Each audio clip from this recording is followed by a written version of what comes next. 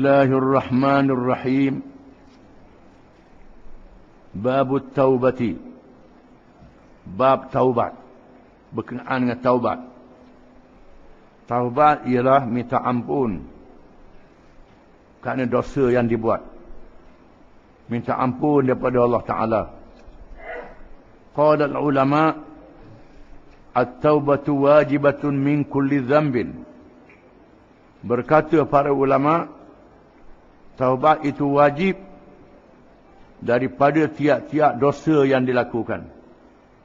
Sama ada dosa kecil ataupun dosa besar. Dosa yang berkait dengan Allah, berkait dengan Allah dan manusia.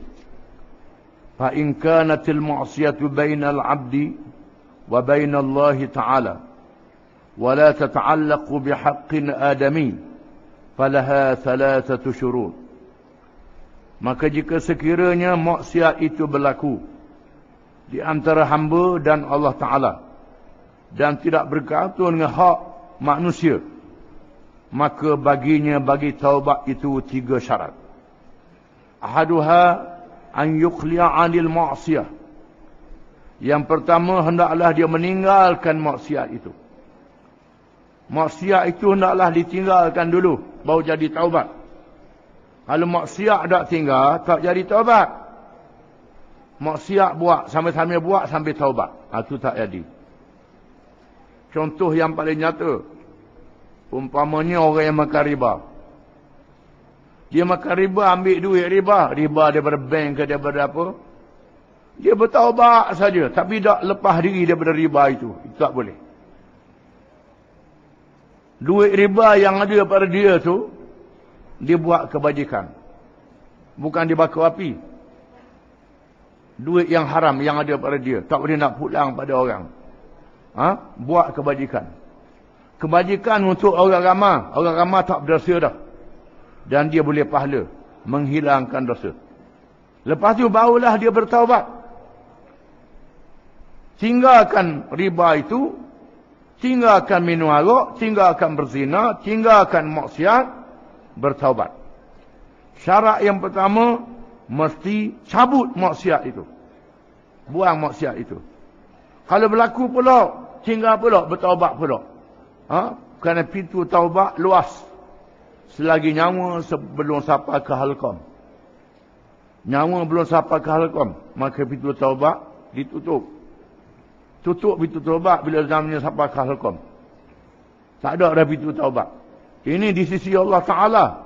Adapun di sisi manusia, sampai orang mati sampai jadi abu, tak boleh taubat lagi.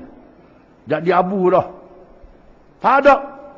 Padahal luar pada kuasa kita dah. Bila dah mati, itu bidang kuasa Allah Ta'ala. Bidang kuasa kita lagi. Wak pada dak reti. Nak tunjuk semangat dah lalu. Sampai orang mati dah pun takut juga. Duk takut ke abu. Ini siapa begitu sekali. Ini kerana apa? Kerana ghulu. Kerana melampau. Melampau. Bukan kita sayang kaum ini salah. Kaum ini kafir. Tapi kita lawan dia ada hak. Ada sepadang dia. Bila dia mati, habislah. Urusan dia dengan Tuhan lah. Bukan urusan dengan kita lagi. Urusan dengan Allah Ta'ala. Itu dia. Itu kena tahu sepadang. Ulama-ulama pula senyap. Tak kata apa. Tak cakap. Itu kena betul tu. Perkara tu. Dia nak ambil abu ke nak apa itu. Tu dah jadi abu. Habislah ceritanya. Ini dah jadi abu. Kita caput tangan lagi. Dia yang muka nakir lah pula. Caput tangan apa kita pula ni. Ini caput tangan lagi. Habis buat kenyataan surat khabar. Kawan tu dah jadi abu dah. Dah mati dah. Sampai begitu.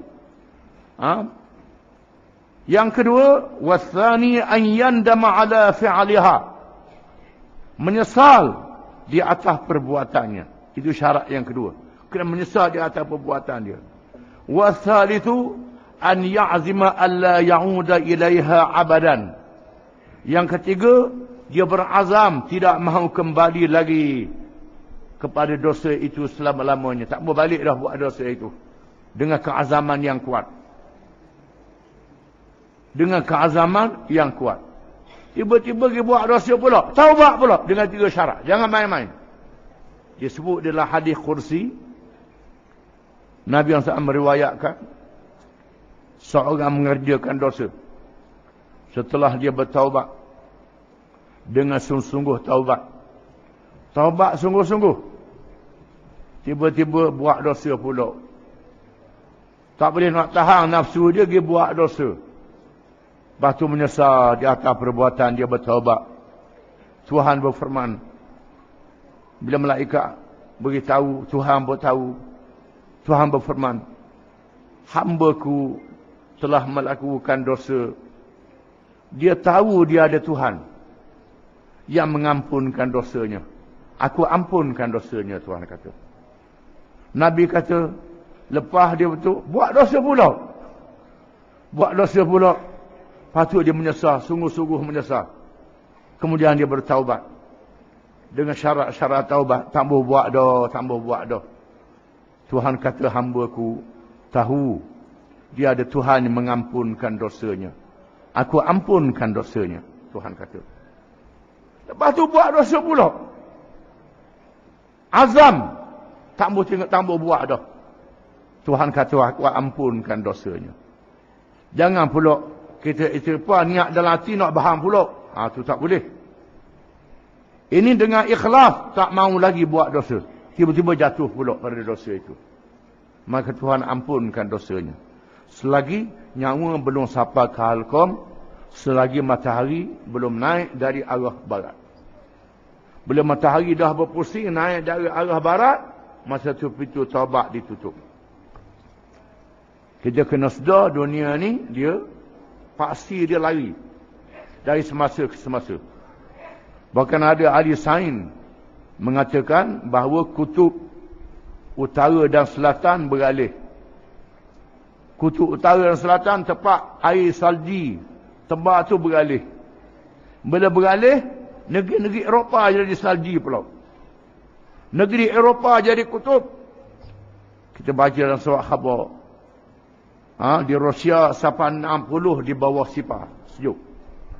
60, 70 nak jadi kutub. Orang pula tahan mati jadi lari ke selatan. Ini akan berlaku begitu. Maka betul lah Nabi kata matahari akan naik dari arah barat. Tak naik dari arah timur. Bila matahari naik dari arah barat, pusingan dah tak betul, maka pintu taubat ditutup. Masa tu barulah nak sedar. Ataupun nyawa sudah sampai di halqam, barulah nak sedar. Tu tak boleh. Masa sakit, pintu taubat ada lagi. Masa sakit, istighfar banyak-banyak. Masa tua dah tak ada harapan, nyawa dah tak pakai halqam lagi, bertaubat banyak-banyak. Jangan masa tu pun tak boleh taubat lagi. Tu tak boleh doa lalu. Tuhan buka pintu taubat seluas-luasnya. Kalau berhubungan dengan Allah, ada 3 syarat. Fa in fuqida ahadu thalathati lam tasihha taubatuhu. Jika tak ada satu daripada 3 syarat ini, maka taubatnya tidak sah. Yang pertama, tinggal maksiat. Yang kedua, menyesal.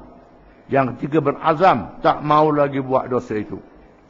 Wa in kanatil ma'siyatu tata'allaqu bi adamiyyin fa syurutuha arba'atun. Dan jika sekiranya maksiat itu berkait dengan orang, maka syarat-syaratnya 4. Hadhihi salasatu, 3 yang dulu. Kena ada 3 syarat yang dulu kalau berkait dengan orang. Wa an yabra'a min haqqi sahibiha, hendaklah dia melepaskan diri daripada hak orang. Kalau dia ambil hak orang, dia kena lepas diri daripada hak orang. Harta ke, maruah ke, apa saja, kena bebaskan diri daripada hak orang. Fa in kanat malan aw nahwahu raddahu ilaih. Kalau sekiranya hak harta, dipulangkan harta. Ataupun seumpamanya, dikembalikan. Wa in kanat hadda qadfin wa nahwahu makkanahu minhu aw talaba aflahu. Kalau sekiranya berkait dengan qazaf, dia tuduh orang berzina, maka hendaklah dia mengaku salah, dia sudah menuduh berzina. Menuduh orang tu berzina. sanggup terima hak khazaf disebab 80 kali. Ataupun dia minta maaf dengan orang tu, berjumpa ni orang tu minta maaf, orang tu maaf. Kalau orang tu maaf, tak dibawa kepada hakim, tak dijatuhkan hukuman, dimaafkan begitu saja. Kalau orang tu bawa ke hakim, akan jatuh. Wa in kanat ghibatan istahallahu minha. Kalau sekiranya berkait dengan mengumpat, minta halal daripadanya. Minta halal daripadanya. Kalau orang tu tak ada dah, tak tahu dah banyak sangat, maka kita istighfar untuk orang yang kita umpat padanya. Istighfar untuk kita dan istighfar doa untuk orang yang kita umpat, orang itu buat zalim pada dia, dia sudah mati ataupun seumpama dia. Itu cara nak lepas daripada dosa. Wajibu an yatuba min jami'idz dzunub, dan wajib bertaubat daripada semua dosa. Fa in taba min ba'daha sahhat taubatuhu inda ahli al-haq. Jika sekiranya dia bertaubat separuh daripada dosa dia, maka sah taubatnya di sisi ahli al-haq, di sisi setengah ulama. Min dzalika dzam, daripada dosa itu, wa baqiya alaihi al-baqi, dan baki dosa itu masih ada padanya, bawa matilah. Waqad tazaharat dalailul kitab was sunnah wa ijma'ul ummati ala wujubi taubah, dan sesungguhnya telah ternyata dalil-dalil daripada kitab, daripada Quran dan sunnah, hadis-hadis Nabi dan ijma' para ulama, wajibnya bertaubat itu. Qala Allah Ta'ala, firman Allah Ta'ala, wa tubu ila Allah jami'an ayyuhal mu'minun la'allakum tuflihun. Dan bertaubatlah kamu kepada Allah semuanya, semua kamu, wahai orang-orang yang beriman, daripada semua dosa kamu, supaya kamu mendapat kejayaan, kejayaan dunia dan kejayaan di hari akhirat. Allah Ta'ala suruh kita bertaubat. Allah Ta'ala sendiri suruh kita bertaubat. Allah suruh kita bertaubat. Rahmatnya Allah, sayangnya Allah kepada hamba-hamba dia. Setelah hamba dia buat dosa, mu minta maaf lah, Tuhan kata, mu bertaubatlah. Tuhan suruh kita bertaubat. Bukan kita, Tuhan suruh. Bukan daripada kita sendiri, Tuhan suruh kita bertaubat. Tuhan sendiri suruh dalam Quran supaya kita bertaubat. Wa qala ta'ala istaghfiru rabbakum thumma tubu ilaih, surah Hud ayat 3. Beristighfarlah kamu kepada Tuhan kamu dan bertaubatlah kepadanya. Tuhan suruh kita beristighfar dan bertaubat kepadanya. Wa qala ta'ala ya ayyuhalladzina amanu tubu ila Allahi taubatan nasuha. Wahai orang-orang yang beriman, bertaubatlah kamu kepada Allah dengan taubat yang benar dan ikhlas. Taubat yang benar, yang ikhlas, sungguh-sungguh bertaubat. Ditanyakan Umar radhiyallahu an, apa makna taubat yang nasuh, yang ikhlas itu? Sayyidina Umar kata, hiya an yatuba thumma la ya'udu ila dhanbi kama la ya'udu al-labanu ila ad-dar'i, kata Sayyidina Umar. Taubat yang sungguh ni ialah dia bertaubat, tak mau balik lagi buat dosa, sebagaimana tidak balik susu yang diperah ke dalam lapuknya, kata Sayyidina Umar. Susu yang sudah diperah tak boleh nak masuk semula. Begitulah bertaubat yang sungguh-sungguh. Adapun hadisnya, wa an Abi Hurairah radhiyallahu anhu qala sami'tu Rasulullah sallallahu alaihi wasallam yaqul wallahi inni la astaghfirullah wa atubu ilaihi fil yawmi akthara min 70 marrah, rawahu al-Bukhari.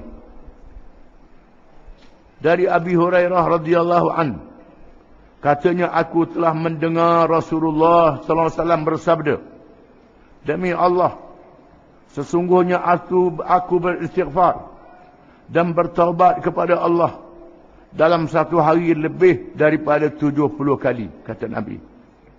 Wa anil Aghar bin Yasar al-Muzani radhiyallahu anhu qala Qala Rasulullah sallallahu alaihi wasallam, ya ayyuhan nas, tubu ila Allah wastaghfiruh, fa inni atubu fil yawmi mi'ata marrah. Rawah Muslim. Wahai manusia, bertaubatlah kamu kepada Allah dan beristighfarlah kamu. Sesungguhnya aku bertaubat dalam satu hari sebanyak 100 kali. Hadis riwayat Muslim. Hadis ini mengatakan Nabi beristighfar dan bertaubat sebanyak 100 kali. Hak tadi lebih pada 70 kali. Nabi beristighfar 100 kali sehari istighfar. Kita berapa kali? Sehari pun sekali pun malah nak kata istighfar. Hak ada dalam semayang tu lah. Kadang-kadang surah semayang beri salam pikah bangun lalu. Tak ada nak panah punggung. Patutnya kurangnya astagfirullah, astagfirullah, astagfirullah lepas semayang. Lepas tu lari, nak lari pun. Agilah, ni dadang. Istighfar. Nabi 100 kali istighfar. Dan disebut dalam hadis, sebelum dia wafat, Nabi dipapah bawa ke masjid. Semayang. Nabi kata Anuzul, Abu Bakar semayang dulu. Ingat ke Nabi tak mari dah. Tiba-tiba mari. Bila Nabi mari, Abu Bakar, Nabi isyarat supaya Abu Bakar suruh jadi imam. Abu Bakar tak boleh jadi imam. Abu Bakar berundur. Maka Nabi jadi imam. Tengah-tengah semayang ikut tak imam. Mari tak imam baru. Ikut Nabi semayang. Setelah sudah semayang, Nabi menyampaikan ucapan. Barang siapa yang aku ambil harta dia sudah beritahu, aku nak bayar, nak ganti. Barang siapa yang aku malukan dia, sila beritahu, aku nak beri dia balas. Barang siapa yang aku buat ke dia, sila beritahu dan balas kalau nak balas sekarang. Nabi kata, belum dia mati, menyampaikan ucapan dalam masjid. Dia seorang Rasul. Tanya takut ada apa-apa dia buat salah pada sahabat-sahabat dia. Ada seorang sahabat sebut ada benda. Maka Nabi pun ganti hak dia. Dengan ikhlas. Sanggup begitu. Itu Nabi sanggup balas. Sanggup dibalas. Dalam perang Badar, Nabi duduk betul saf, betul perbarisan tentera. Tiba-tiba ada seorang tu sengaja buat belok, buat ke depan. Nabi pun cocoh dengan kayu sugi dia.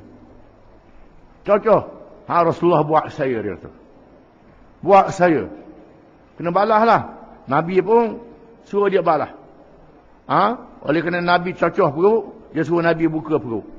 Nabi dia cium perut Nabi. Dia balas begitu. Pasal pun tak balas. Dia kata saya nak mati. Saya nak berperang mati. Sentuhan saya pada akhir Rasulullah, kata dia. Lepas ni saya nak mati. Jadi riwayatnya menunjukkan Nabi sanggup. Sahabat dia balas kalau dia buat kesalahan. Daripada hadis semayang tadi, terdapat khilaf ulama. Adakah kita boleh semayang jemaah? Tengah-tengah kita semayang, ada imam. Nak ikut imam. Boleh ke tak? Ada ulama kata tak boleh. Kerana niat hendaklah dimulakan daripada takbiratul ihram. Ada ulama kata begitu. Ada ulama mengatakan boleh. Kerana apa? Abu Bakar ikut Nabi. Tengah-tengah semayang Nabi mari, Abu Bakar berundur. Lepas tu semayang ikut Nabi. Jadi begitu. Itu mengikut khilaf para ulama kerana hadis yang tersebut. Kesimpulannya, Rasulullah beristighfar 100 kali sekurang-kurang. Wa an Abi Hamzah Anas bin Malik al-Ansari khadim Rasulullah sallallahu alaihi wasallam radhiyallahu anhu qala Rasulullah sallallahu alaihi wasallam lallahu afrahu bi taubati 'abdihi min ahadikum saqata 'ala ba'irihi wa qad adallahu fi ardi falatin muttafaqun alayh wa fi riwayatin li muslimin lallahi ashaddu farahan bi taubati 'abdihi hina yatubu ilayhi min ahadikum كان على راحلته بأرض فلات فانفلتت منه عليها طعامه وشرابه فأيس منها فأتى شجرة فاضطجع في ظلها وقد أيس من راحلته فبينما هو كذلك إذا هو بها قائمة عنده فأخذ بخطامها ثم قال من شدة الفرح اللهم أنت عبدي وأنا ربك أخطأ من شدة الفرح. Dari Abi Hamzah Anas bin Malik Al-Ansari, khadam Rasulullah SAW radhiyallahu anhu. Radhiyallahu anhu ni Anas sebut SAW dulu, kan menghormati Nabi SAW. Kata Anas bin Malik, dia ni khadam Rasulullah SAW, khadam Nabi. Nabi mak dia bawa, suruh jadi khadam Nabi. Suruh ke Nabi, Rasulullah, saya suruh anak saya ni jadi khadam Rasulullah, berkhidmat pada Rasulullah. Maka dia termasuk di kalangan sahabat yang banyak meriwayatkan hadis. Katanya, sabda Rasulullah sallallahu alaihi wasallam, sesungguhnya Allah lebih gembira dengan taubat hambanya daripada kalangan kamu. Daripada seorang yang jatuh dari atas untanya, lalu hilang untanya di bumi yang luas, di padang pasir yang luas. Ada riwayat Bukhari dan Muslim. Dan mengikut riwayat Muslim, lebih panjang lagi huraian dia, sesungguhnya Allah terlalu gembira dengan taubat hambanya ketika ia bertaubat di kalangan seseorang kamu. Allah Ta'ala sangat gembira seseorang yang bertaubat. Seperti seorang yang berada di atas untanya di tengah padang pasir yang luas. Lalu hilang untanya, terlepas dan hilang. Di atasnya ada makanannya, minumannya. Lalu dia berputus asa daripadanya, tak ada harapan bertemu lagi. Lalu dia bertemu dengan sepokok kayu dan bersandar di pokok itu dan bernaung di bawahnya. Dan dia telah berputus asa. Tak ada harapan nak bertemu lagi dengan unta dia. Semua bekalan, makanan, minuman ada atas itu, matilah dia kali ini. Dalam keadaan dia begitu, bersandar di pokok, dalam keadaan kejang mata, tunggu matilah. Tengok pada pasir yang luas, tunggu mati. Tiba-tiba untanya berdiri tegak di hadapannya. Lalu dia mengambil talinya, kemudian dia berkata kerana terlalu gembira. Dia gembira berdoa lalu sehingga latah. Suka sangat. Dia gembira. Ya Allah, ya Tuhanku, Engkau hambaku, aku Tuhanmu. Sesalah kerana terlalu gembira. Jadi balik siapa? Kerana jatuh unta tak ada harapan. Matilah. Tengok unta depan jadi latah. Ya Allah, ya Tuhanku, hambaku, aku Tuhanmu, jadi balik. Kerana terlalu gembira. Allah Ta'ala lebih gembira daripada itu lagi. Kepada seorang hamba yang bertaubat. Allah Ta'ala suka kita bertaubat. Kita pula malah nak bertaubat. Tak ada dah neraka beri kaku lah. Sedap cakap. Main gitu pula. Jaga hal lagu tu. Lebih pada iblis. Iblis tak sebut begitu. Iblis tak kata neraka beri kaku. Ini kita kalau lebih pada iblis pula. Jangan. Kita hendaklah beristighfar, minta ampun daripada Allah Ta'ala. Wallahu a'lam.